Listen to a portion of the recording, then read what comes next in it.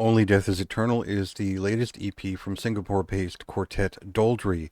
And if you're not familiar with this band, they're essentially death metal punk. And what I mean by that is that this is a death metal band who play a form of metal punk that is both influenced by D-beat, crust, probably some Japanese hardcore in there too, and bands like Black Breath and Power Trip as well. So there's some thrash in there this time around, a little bit extra heaviness. There's a different production value, but if you followed the band for Celestial Deconstruction, you kind of know what to expect from this record. I just think they've gone that much further with this one. I think it's an even better material and tighter material than on that record, and they've kind of cut back down to just what is essentially new, big and full of riffs. And let's go to a song here and just kind of get into what has me or had me hyped about this record all month.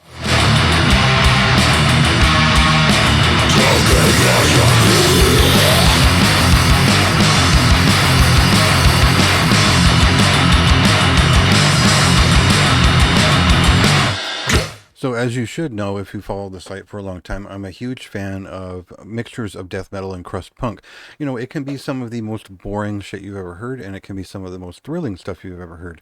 I mean, even bands like Bombs of Hades, who are very kind of instrumental in generating my own interest in the combination. They've got great records. They've got off-kilter records. Like when you understand the full breadth of what crust punk is beyond just D-beat, you see that there are bands that know and can extend that into really in interesting ways, and there are bands that kind of get stuck in the simple skank beat over and over forever. And I think some of my favorite bands that have used that influence, like Black Breath and a few others, find a lot of their inspiration in classic old school works. And for me, a lot of what Doldrey does reminds me of when Rose kind of leaned into past crossover into heavier death metal territory, kind of some death thrash in there.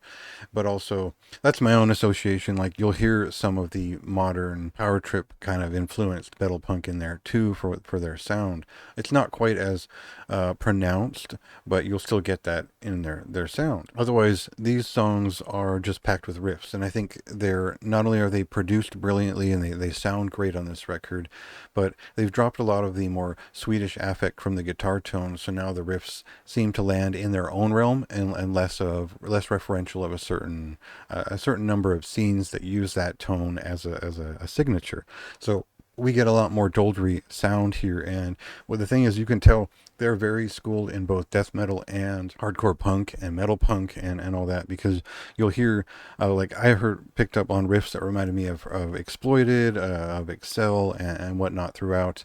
And it's exciting to hear those references because it is riff after riff. They're always moving towards something in every song, and they're not always all that brief with it, so you really get into it with this record. And I found it very immersive as well as turned on a dime.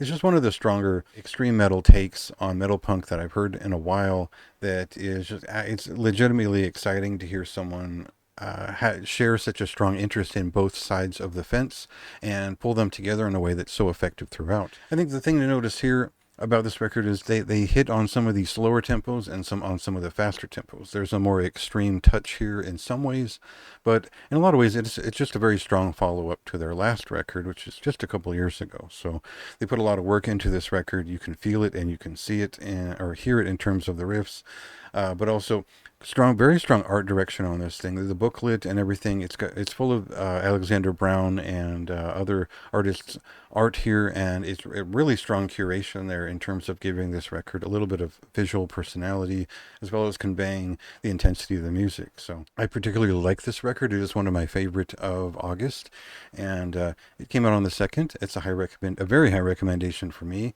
and go check it out yourself.